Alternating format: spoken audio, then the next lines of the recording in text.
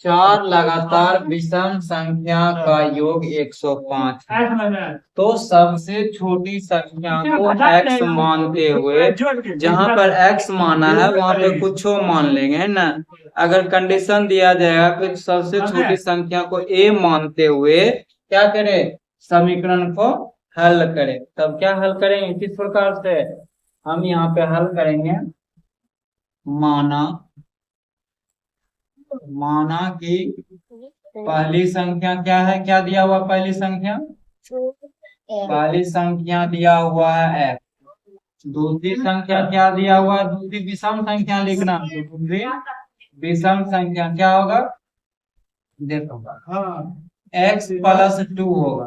क्यों 2 किए, क्योंकि देखो हम इधर बताते हैं, क्योंकि अगर बोल रहा है कि एगो पहला जो x दिया हुआ है वो विषम संख्या है ना, पहला क्या है x विषम संख्या है, तो हमको क्या चाहिए, विषम संख्या ही चाहिए कि क्या उसमें जोड़ देंगे, यानी x के जगह पर x अगर हम 1 लेते हैं पहला विषम संख्या, 1 में क्या जोड़ देंगे, विषम ही आएगा, यानी कोई सम नंबर जोड़ेंगे तब विषम आएगा, है ना। उसी प्रकार से अगला हम जोड़ेंगे तीसरी विषम संख्या क्या हो जाएगी, तीसरी विषम संख्या हो जाएगी x+4, और चौथी विषम संख्या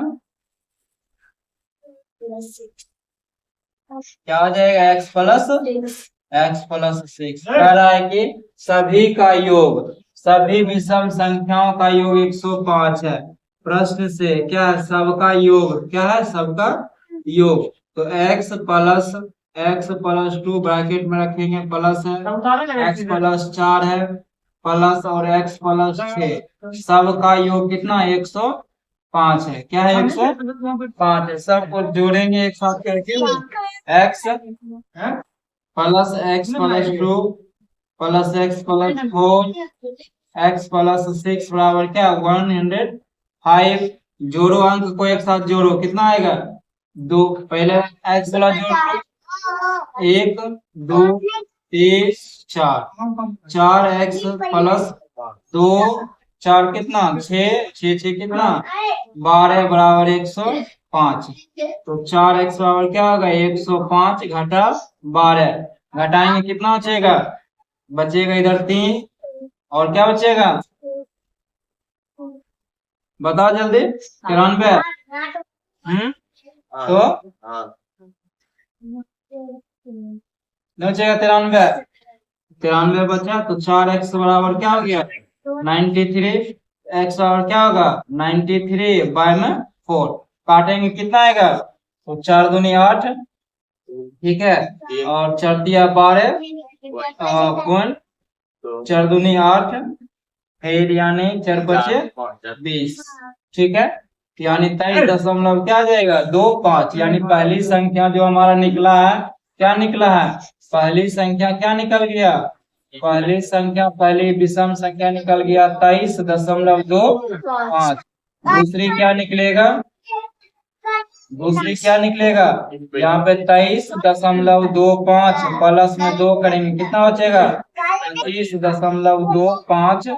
आगे तीसरी क्या हो जाएगा, तीसरी 23.25 प्लस 4 27 क्या 25, और चौथी क्या हो जाएगा 23.25 प्लस 6 बराबर कितना 29.25, है ना। यही चारों क्या है, ये इसका विषम संख्या, यही सब को जोड़ेंगे तो क्या आ जाएगा 105 आ जाएगा, ठीक ना। जोड़ेंगे तो 100, हाँ अंतर रहता है, देखो यहाँ पे अंतर रहता है ना, तो यहाँ अंतर लगाते, जहाँ जोड़े हैं यहाँ अंतर लगाते, यहाँ पे है ना, यहाँ नहीं लगाते, ठीक ना, यहाँ अंतर लगाते। अभी हम जस्ट बता देंगे उसको।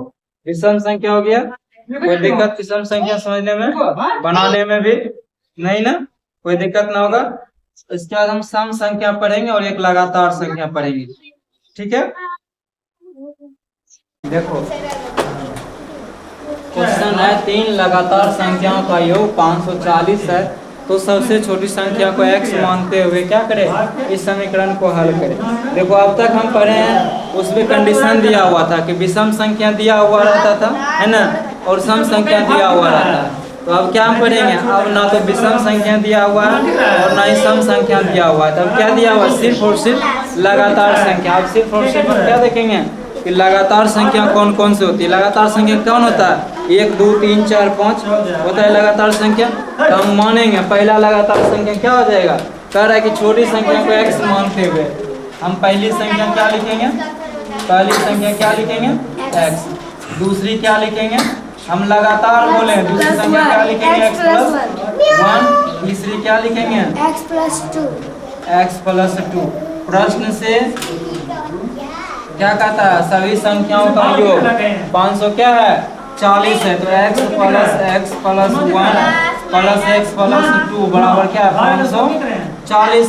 तो कितना हो गया 3x + 3 बराबर 540। 3x बराबर क्या हो जाएगा 540 - 3 कितना हो जाएगा 537 बचा। x बराबर क्या हो जाएगा 537 बटा में 3 काटो, हाँ